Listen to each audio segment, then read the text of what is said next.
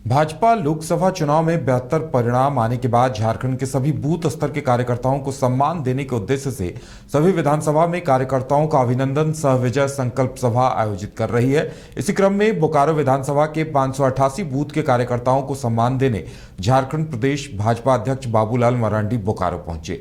मंच से बाबूलाल मरांडी ने बीजेपी के बूथ स्तर के नेताओं और कार्यकर्ताओं को सम्मानित करने का काम किया, लेकिन बीजेपी उत्तरी मंडल की महामंत्री मंजू देवी ने पार्टी में सम्मान नहीं मिलने पर हंगामा खड़ा कर दिया। इस दौरान मंजू देवी ने कहा कि हम लोग घर परिवार छोड़कर पार्टी का झंडा लेकर घूमने का काम करते हैं, लेकिन हमें सम्मान नहीं दिया जाता। वहीं बीजेपी प्रदेश अध्यक्ष बाबूलाल मरांडी ने कहा कि कार्यकर्ताओं की बदौलत ही पार्टी इतने ऊंचाई तक पहुंची है और तीसरी बार मोदी पीएम बने हैं। सारा कार्यकर्ता हम लोग हैं, 4 मंत्री हम लोग हैं, 4 सूत्री के महामंत्री हैं।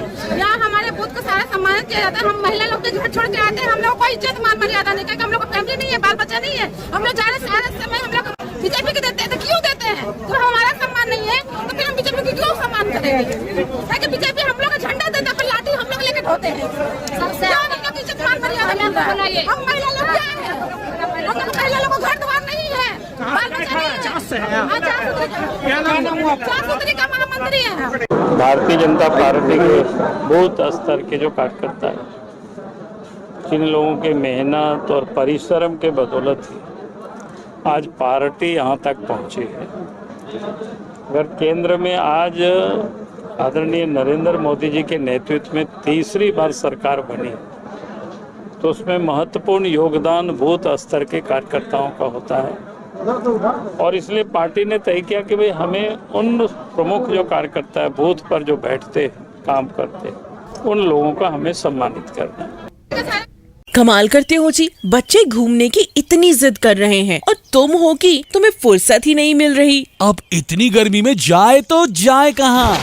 इस गर्मी में मस्ती और फन का आ गया है परफेक्ट डेस्टिनेशन वाइल्ड वादी, जहाँ है water park, bird park, flower park, trampoline park, amusement park, 250 feet लंबा, जिप लाइन और क्रिकेट स्टिमुलेशन का खूबसूरत नजारा। वाइल्ड वादी, 10 माइल चौक, रांची। वाइल्ड वादी यानी अनलिमिटेड फन और अनलिमिटेड मस्ती। एमिटी यूनिवर्सिटी का पटना और रांची कैंपस पिछले कई सालों से लगातार शिक्षा के क्षेत्र में अनमैच्ड एक्सीलेंस प्रदान कर रही है। यूनिवर्सिटी रिसर्च और इनोवेशन और के कल्चर को बढ़ावा देती है और यही कारण है कि यहाँ के शिक्षकों और छात्रों ने मिलकर अब तक 1000 से ज्यादा रिसर्च पेपर और 100 से ज्यादा पेटेंट फाइल किए हैं। 26 से अधिक पेटेंट पब्लिश्ड हुए हैं और 3 पेटेंट ग्रांट भी हो चुके हैं। और यही नहीं, यहाँ के फैकल्टीज और स्टूडेंट्स 100 से अधिक किताबें पब्लिश भी कर चुके हैं।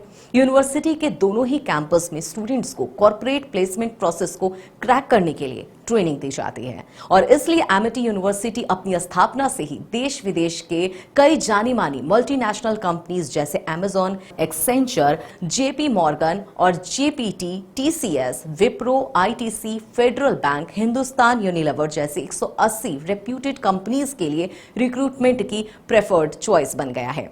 यही वजह है कि आयुष कुमार को जेपीटी कंपनी लिमिटेड में 24 लाख, जान निशार अख्तर को अमेजॉन से 30 लाख और देव नरूला को ह्यूमन होल्डिंग कंपनी लिमिटेड से 44 लाख 50 हजार का पैकेज मिला है।